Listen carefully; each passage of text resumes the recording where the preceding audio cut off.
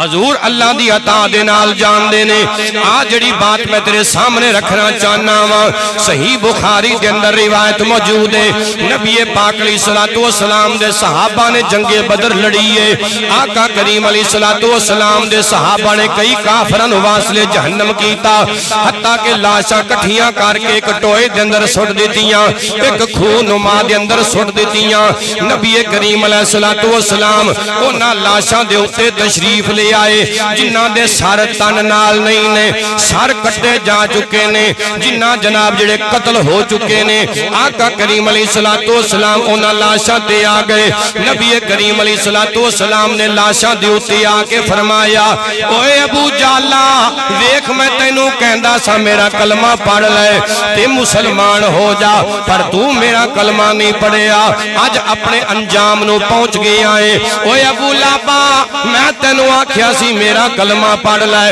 مسلمان ہو جا ایک اللہ دی عبادت کیتا کر پر تو نہیں منیا اج اپنے انجام نو پہنچ چکیا ہے اوے عتبہ میں تینوں آکھیا سی میرا کلمہ پڑھ کے مسلمان ہو جا لیکن تو میری گل نہیں منی تسی اپنے عقیدے تے ڈٹے رہے اپنے باطل نظریات دے اوتے تسی اڑے رہے میں تانوں آکھیا سی میرا کلمہ پڑھ کے مسلمان ہو جاؤ میں تانوں رب کولو جنت لے کے دے دیاں گا لیکن تساں میری گل نہیں منی اج اپنے انجام نو پہنچ چکے ہو میرے آقا کریم علیہ الصلوۃ والسلام نے فرمایا اوے شہبہ میں تینوں آکھیا سی میرا کلمہ پڑھ لے جدوں میرا کلمہ پڑھ لے گا